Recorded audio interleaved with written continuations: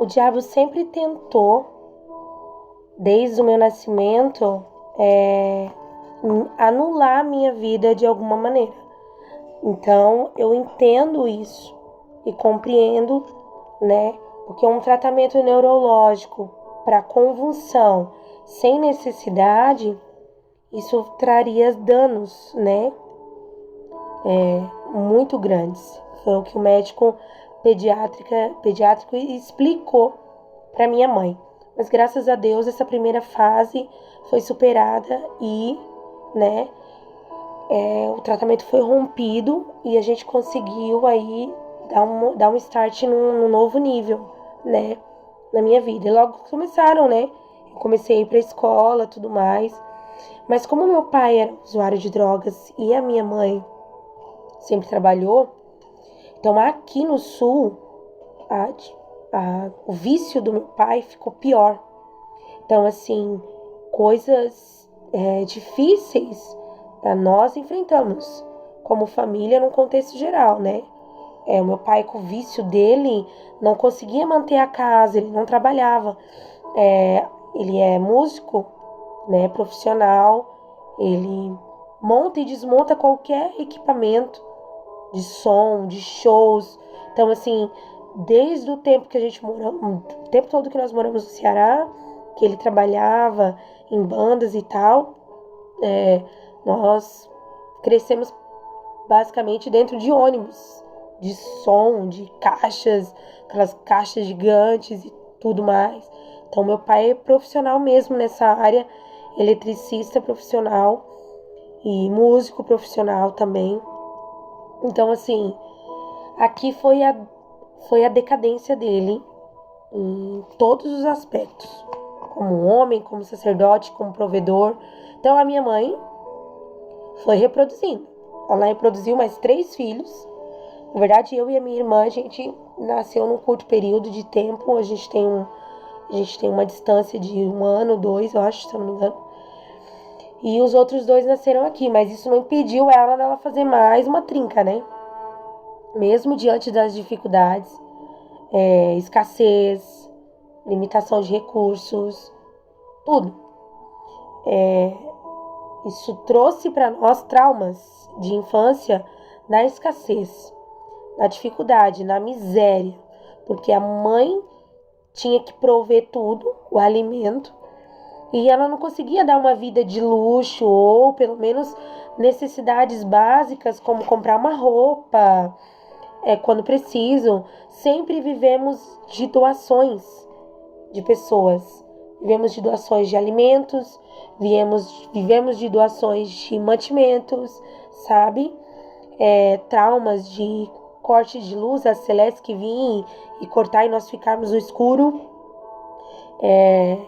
Todos esses tipos de trauma você vai somando dentro da pessoa, né?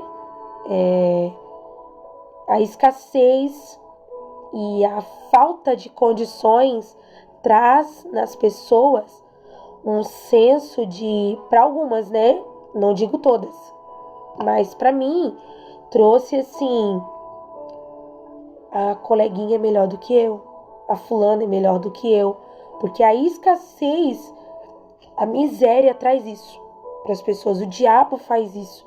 Ele escraviza o pai, ele escraviza a mãe e ele continua escravizando os filhos na mentalidade de escravos. Então, eu sempre tive por perto a minha avó. Também uma nordestina quente, forte. Ela criou 5 filhos e ela foi uma mulher muito caridosa, assim. Eu cresci vendo ela ajudar muitas pessoas, sabe? Trazendo para dentro de casa, colocando para dentro de casa meninas que não tinham teto, que foram expulsas pelos pais. Então eu cresci dentro vendo isso na minha avó, sabe? Eu tive muito ela por perto, porque eu fui a neta mais velha, a primeira, sabe? Embora tivesse essa distância entre os relacionamentos por causa do meu pai, mas a minha avó sempre que podia estava por perto. Então, nós crescemos assim. Aquela imagem daquela casa velha caindo aos pedaços, com aquele sofá velho, sabe? Por muitas das vezes o meu pai ficava em casa, então obrigatoriamente era ele quem cuidava de nós, né? E por diversas vezes ele nos levava, eu e a minha irmã, né, em bocas de usuário de drogas. Então eu tenho essa imagem, talvez ela não tenha porque ela era menorzinha, né? Mas eu já tinha uma idadezinha um pouquinho maiorzinha, eu devia ter uns 6, 7, 8 anos mais ou menos. 7 anos mais ou menos. E eu tenho essas imagens de lugares sujos, de lugares que eu fui, sabe? Que ele me levou. Mas em tudo, o Senhor não permitiu que nenhum mal acontecesse, nenhum tipo de abuso, nada. Porque nesses lugares são ambientes propícios para isso, né? Mas em tudo o Senhor sempre guardou a minha e minha irmã. Então, assim, dentro desse contexto, eu fui crescendo. Os altares de rejeição, os altares de orfandade, tipo, você é pai, eu cresci com isso. Ele não é pai, ele deveria cuidar. Ele não é pai, ele deveria estar trabalhando e a minha mãe está aqui comigo, né? Então, assim, os acontecimentos de escola, as atividades de escola, sempre era aquela coisa, sempre estava naquela expectativa. Eles não iam, né? Porque isso não foi algo que eles se importaram em estar. Sempre era necessário que a minha mãe trabalhasse e sempre era importante para ele estar em qualquer outro lugar, menos estar nas atividades escolares com os filhos. Não porque não pudesse, porque a gente morava perto da escola. Entende? Então isso tudo foi causando danos emocionais dentro de mim. Por que eu vou falar livrando-se dos traumas? Antes de eu falar de como foi o livramento dos traumas, eu preciso compartilhar com você que traumas que foram, entende? Então, quando eu tinha ali uns 8 anos de idade, mais ou menos, a minha mãe decidiu que não queria mais ficar casada com ele. Depois de tanto sofrimento, depois de ter colocado 4 filhos no mundo, ela decidiu se separar por umas questões também pessoais dele. Ele se envolveu com algumas coisas perigosas aqui, então ele teve que se afastar. Então a minha mãe disse, não, agora chega, né? A partir do momento que envolveu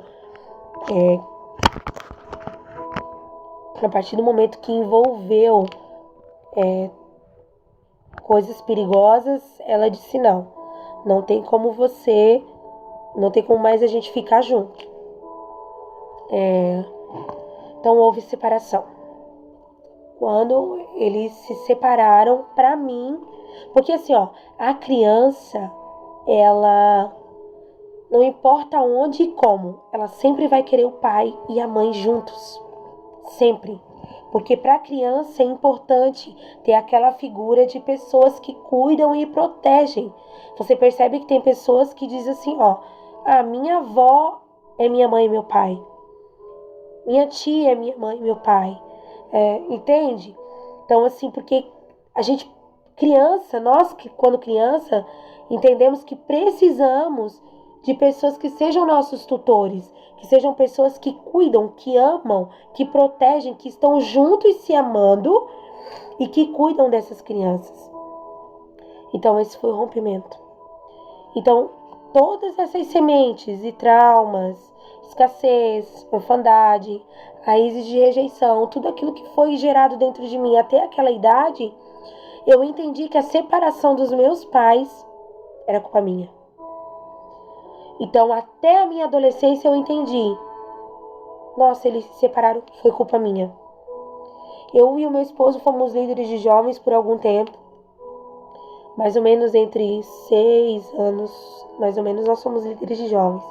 E a quantidade de jovens que nós recebemos nos nossos gabinetes, nos nossos escritórios, onde a gente está para atender pessoas, seja numa praça, seja na igreja, seja onde for. Se você sentar com um jovem, adolescente, e é fruto, né, de pais e mães separados, eles vão dizer: a culpa é minha, a culpa foi minha, por alguma razão eu não deveria ter nascido, sabe?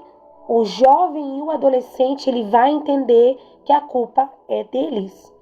Mas quando nós estamos jovens, estamos naquela formação, nós estamos naquela formação de caráter, até, né, os especialistas vão dizer que é de 12 até 16 anos, se eu não me engano, mais ou menos isso.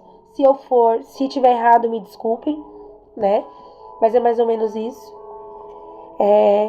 O adolescente, o jovem, ele vai entender que a culpa é dele. O pai e a mãe se separou por causa dele. Então eu entendia que sim, todos os danos causados na minha família, separação e tudo mais, a culpa era minha. E a minha mãe teve a graça de encontrar outra pessoa. Ela se separou quando eu tinha 8 anos. E quando eu tinha 12 anos, mais ou menos, ela encontrou uma segunda pessoa. Ela colocou dentro de casa uma segunda pessoa. E aquilo ali pra mim foi outro embate.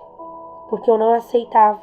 No meu inconsciente, no meu interior de criança, eu imaginava que eles poderiam um dia ter esse resgate da família, esse engate da família, esse engate emocional, esses laços se tornariam possíveis de novo, mas não. A realidade veio quando a minha mãe decidiu se relacionar com outra pessoa. Então ali foi a quebra total de uma família. A minha avó não permitiu que a gente continuasse essa família, né? E a minha mãe seguiu sozinha com o filho mais novo. Embora nós tivéssemos contato, né? A gente tinha esse contato, ela vinha uma vez por semana, a gente se via e tal. Mas eu cresci, você consegue entender o cenário de orfandade e de destruição que eu cresci. Mas eu cresci dentro do catolicismo. E a minha avó, uma mulher forte, muito forte no seu segmento católico, né? Então eu cresci dentro do catolicismo. Então ela tinha muitas regras, né, dentro de casa, como ela não gostava de roupas curtas, ela tinha muito isso. Embora ela fosse católica, do segmento católico, né, ela nunca usou calça, ela sempre usou saia. Então ela sempre tinha essa religião dentro dela. E ela criticava muito a gente quando a gente usava roupas mais curtas e tudo mais. Mas eu era uma adolescente órfã / rebelde, então eu não queria saber, né? Então eu usava mesmo, tinha a boquinha suja, né? Mas um dia, Jesus entrou na minha vida. Jesus entrou na minha casa, no meu coração. Quando eu falo minha casa, é o meu coração. Eu pude entrar numa igreja evangélica através da minha tia. Ela se converteu, aceitou Jesus e tal. E eu fui convidada a estar nessa igreja. Uma igreja pequena. Não tinha... Naquela noite não tinha... Acho que 20 pessoas, porque era virada de ano. E era uma igreja pequena, recente em aberto. Mas, por incrível que pareça, ninguém falou nada pra mim. Mas a partir do momento que eu entrei naquele lugar, eu senti uma presença tão grande, eu senti um calor tão grande que me envolveu, que eu digo pra vocês, eu só chorava. Quando eu entrei naquele lugar, eu tinha apenas 13 anos, 14 anos. Quando eu entrei naquele lugar. E ninguém falou nada, porque era virada de ano, então tava em festa, a igreja tava celebrando mais um ano de vida, né? Mais um ano de vida daquela igreja, né? E tudo mais. Tinha muitos louvores naquele lugar, naquela noite. Eu nunca me esqueço da primeira canção que eu escutei naquele lugar. Foi: Ele tem fogo em seus olhos e uma espada em suas mãos, e cavalga em um cavalo branco ao redor dessa nação. E Ele chama você e eu: venha cavalgar comigo. E nós dissemos sim, sim, Senhor, iremos contigo. Quando aquele moço daquele violão começou a tocar e a cantar essa música, as minhas lágrimas não conteram.